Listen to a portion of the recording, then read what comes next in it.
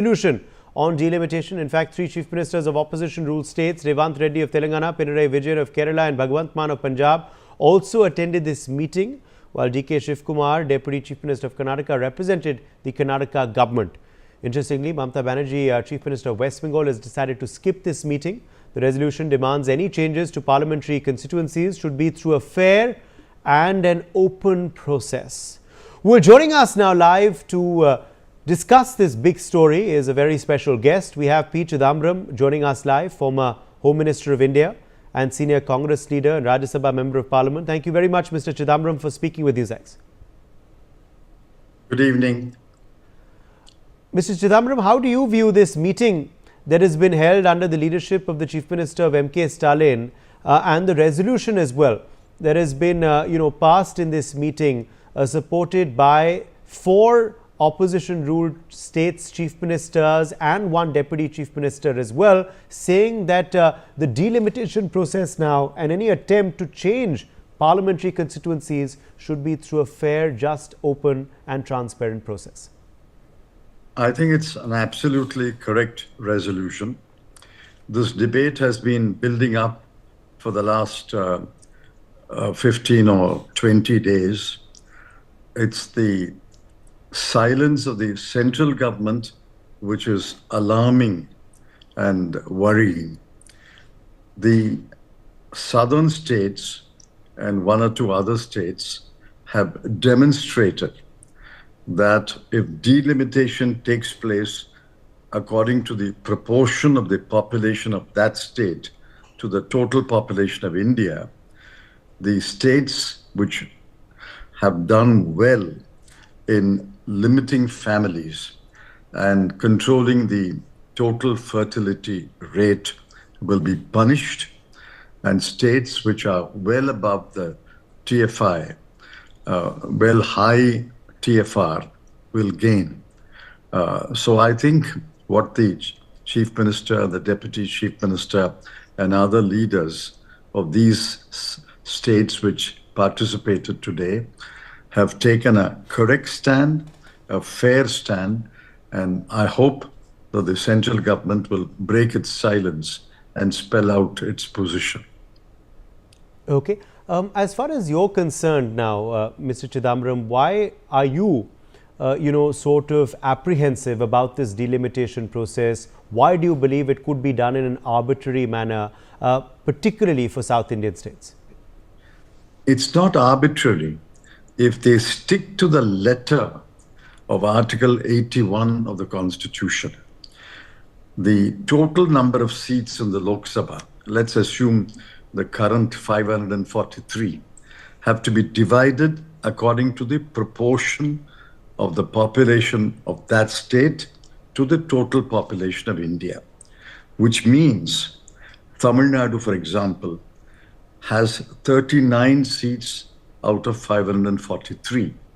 That will come down to 31. The southern states have 129.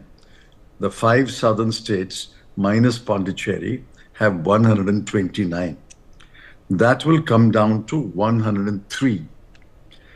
As it is, our voices are not heard in Parliament, and if our proportion comes down, and I'll give you the percentages in a moment, our voices will be even more diminished. For example, 129 out of 543 seats in the Lok Sabha represents 23.76% of the total strength of the Lok Sabha. If it comes down to 103 for the southern states, the proportion will come down to 18.97. From 23.76 to 18.97 is a drop of 5%.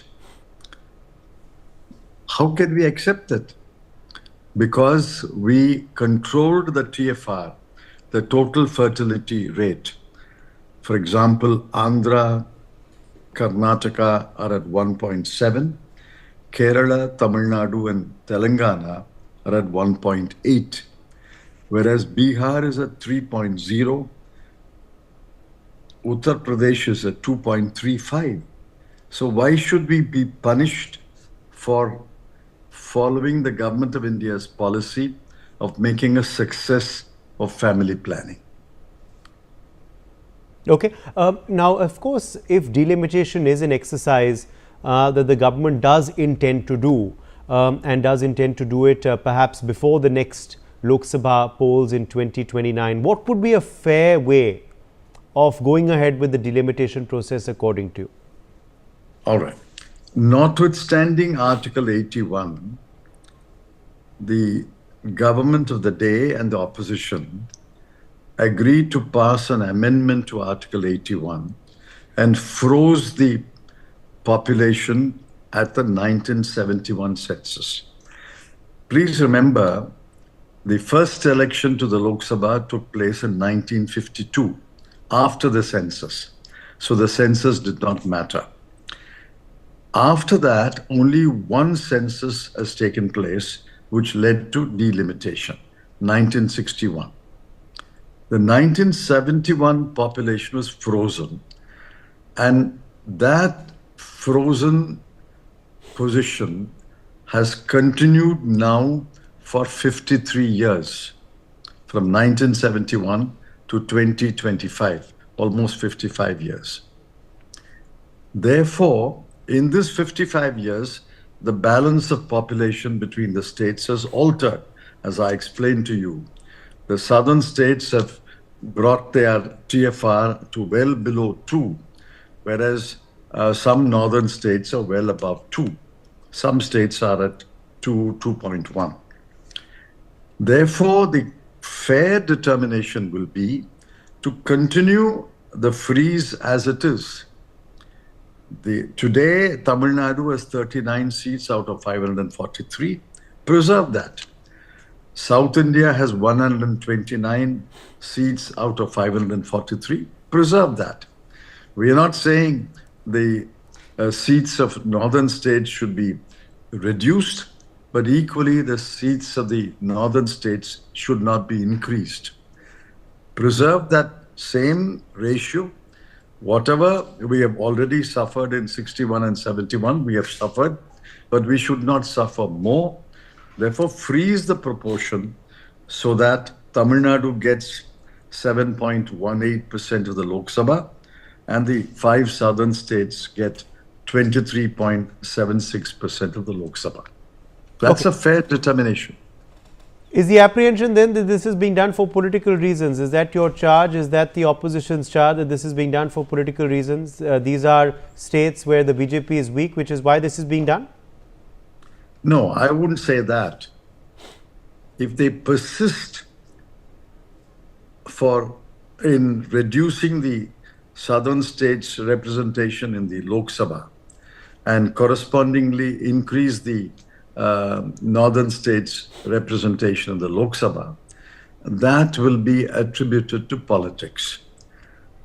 But they will come out with the argument that Article 81 requires us to do this. What can we do? Yes.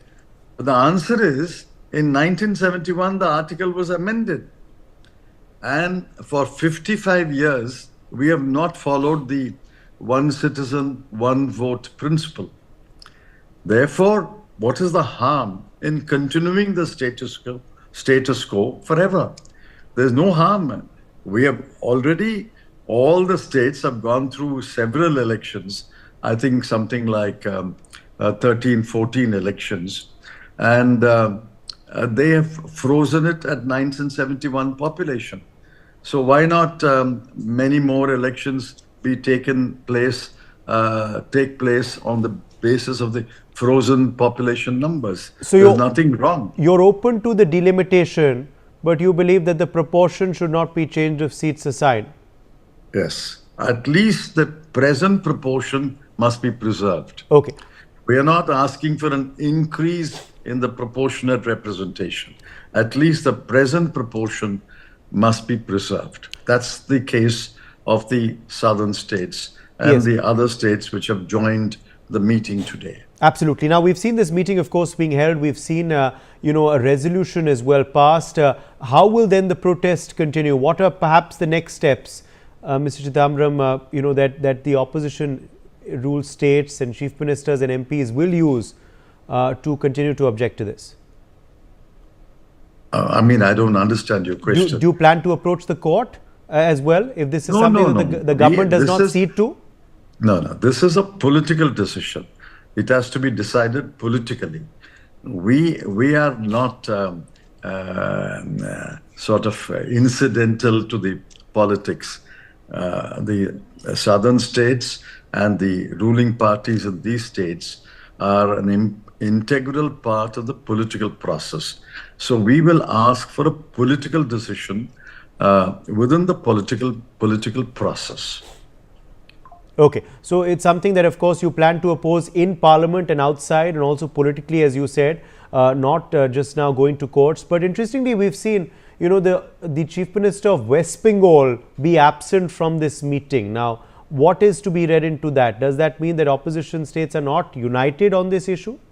No, that's not necessarily true. They have also expressed their dissatisfaction that their proportion may go down. I have not looked at the West Bengal numbers. How much it will go down, I don't know. But it's likely it will go down. And then they will, at some stage, join the political discussion. I have no doubt that West Bengal will not accept any reduction in the number of seats or the reduction in the proportion that West Bengal has in the current Lok Sabha. Now, this is, of course, a big issue that, we are seeing play out in Tamil Nadu. Another big issue that we've seen play out in Tamil Nadu is the issue of the NEP. What is your view on that and the opposition? We'll talk about it another day. We agreed to talk about delimitation today. Okay. So let's not. But do you believe that's also an important issue for the people? It is an important issue, but we won't talk about it today. Okay. Point taken, Mr. Chidambaram. Last question to you before we let you go. As far as, of course, now this issue is concerned, what would be your appeal then? Because you're on a national channel today. We've also seen a resolution tabled, which is the appeal of those chief ministers. What is your appeal to the government if they are hearing and watching you today? My appeal is, please remember, India is a federal country. While democracy is one principle, federalism is also another principle. Like the individual citizen has a vote, the states also must have a say as a state. Therefore, the way to balance democracy and federalism is to ensure that each state is satisfied with the proportion of its representation in the Lok Sabha. America resolved the problem in 1776 by making proportion the principle in the House of Representatives, but equality the principle in the Senate. We have a Lok Sabha and a Rajya Sabha. It's based on proportion of the population. Therefore, all right, we accept the proportion of the population, but we have frozen it for 55 years. Therefore, we have accepted, as a nation, we have accepted that the proportion will be frozen for 55 years. Let's freeze that and continue, concentrate on development, becoming a full employment state, becoming a rich country. Take care of those things. Let's not divide this country. Let's not splinter this country and create further controversy on the representation in the Lok Sabha. So proportion should be frozen. That's an important point you're making. A quick clarification on this. That doesn't mean then that that reservation should be frozen. You're obviously distinguishing your stand, right? You're saying proportion should be frozen. That means that the numbers should not go down. However, the process of delimitation as far as reservation should continue. What does reservation got to do? Because there will be new reservations drawn out for women in seats, of course, going ahead. That will occur in the current strength of 543. Yes. So that reservation, 1/3 of 543. And in Tamil Nadu, it will be 1/3 of 39. Okay. There's no difficulty in applying the 1/3 to the total number of seats of the total Lok Sabha or each state. There's no difficulty. It'll be 1/3 of 39 for Tamil Nadu, 1/3 of 129 for the southern states, 1/3 of 543 for the whole Lok Sabha. There is no change in that.